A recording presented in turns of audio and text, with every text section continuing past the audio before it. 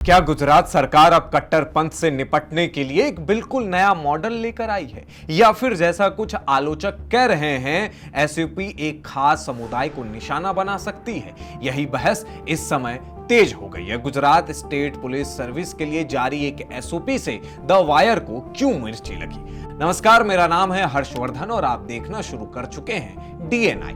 गुजरात सरकार ने कट्टरपंथ पर लगाम लगाने के लिए एक बड़ी कार्रवाई शुरू कर दी और इस कार्रवाई से कट्टरपंथ के नैरेटिव को आगे बढ़ाने वाले कई न्यूज पोर्टल को मिर्ची लग गई है। सरकार ने अपने एंटी रेडिकलाइजेशन सेल यानी एआरसी को औपचारिक रूप से लागू करने की दिशा में कदम बढ़ाया है। Gujarat state police service SPS ने राज्य के सभी जिला और पुलिस कमिश्नरेट कार्यालय को विस्तृत स्टैंडर्ड ऑपरेटिंग प्रोसीजर यानी एसओपी भेजी है। अब आपको बताते हैं कि इस एसओपी में आखिर ऐसा क्या है जिससे लोगों को मिर्ची लग रही है। एसओपी में कट्टरपंथ को रोकने के लिए 5 लेवल का मॉडल तैयार किया गया है: prevention, detection, intervention, rehabilitation and monitoring.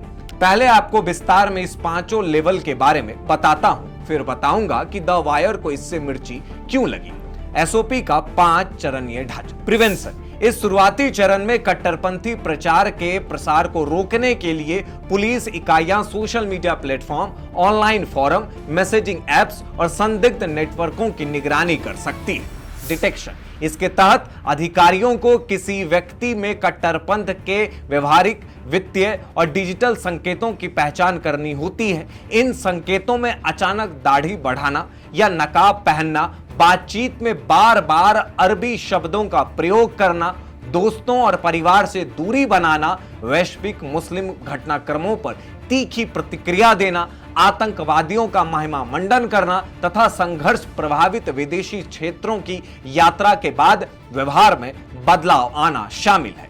Intervention: इस चरण में जिला प्रशासन डी रेडिकलाइजेशन की प्रक्रिया को सफल बनाने के लिए प्रभावशाली सामुदायिक नेताओं, मजहबी विशेषज्ञों, मनोवैज्ञानिकों, शिक्षकों, सोशल मीडिया इन्फ्लुएंसर और गैर सरकारी संगठनों यानी एनजीओ का सहयोग लेगी। पुनर्वास और मुख्य धारा में शामिल करना: इस चरण का उद्देश्य लोगों को दोबारा समाज से जोड़ना है। इसके लिए सेमिनार, सामुदायिक पुलिसिंग कार्यक्रम, खेल प्रतियोगिताएं, कौशल विकास यानी स्किल डेवलपमेंट पहल और रोजगार मेलों जैसी गतिविधियां आयोजित की जाएगी।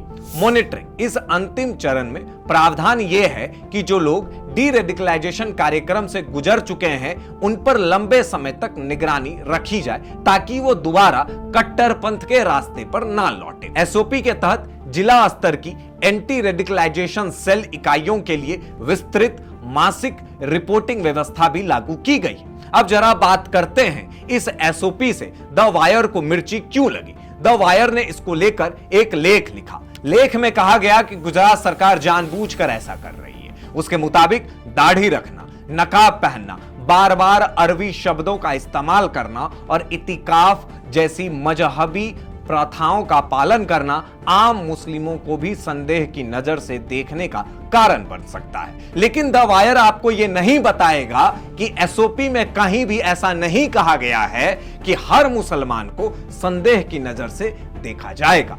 एसओपी क्या कहता है? यही कि जो युवा और जो व्यक्ति अचानक कट्टरपंथ की ओर बढ़ने लगता है उसके संकेतों की पहचान की जाए। हमने पहलगाम हमले के समय भी देखा था कि सोशल मीडिया पर कई ऐसे लोग थे जो हमले के समर्थन में लिख रहे थे और भारत के अलग अलग राज्यों में रहते थे। और अगर आपको याद होगा तो लाल किला ब्लास्ट मामले में शामिल डॉक्टर उमर और उनके साथी हरियाणा की अल फलाह यूनिवर्सिटी से जुड़े थे। ऐसे में क्या यह जरूरी नहीं है कि एक एसओपी बनाया जाए जिससे यह पता चल सके कि कौन सा युवा अचानक कट्टरपंथ के रास्ते पर चला गया? और गुरु, जो युवा उस कट्टरपंथ के रास्ते पर चला गया है उसकी घर वापसी का भी प्रावधान है। उसे मुख्य धारा में वापस लाने की भी प्रक्रिया रखी गई है। बहरहाल बात ऐसी है कि इस तरह के जितने भी दिशा निर्देश सरकार की तरफ से लाए जाएंगे या खास करके बीजेपी सरकार की तरफ से लाए जाएंगे तो द वायर जैसे पोर्टलों को मिर्ची लगेगी। ये जो एसओपी वाला जो नियम गुजरात सरकार की तरफ से लगाया गया है,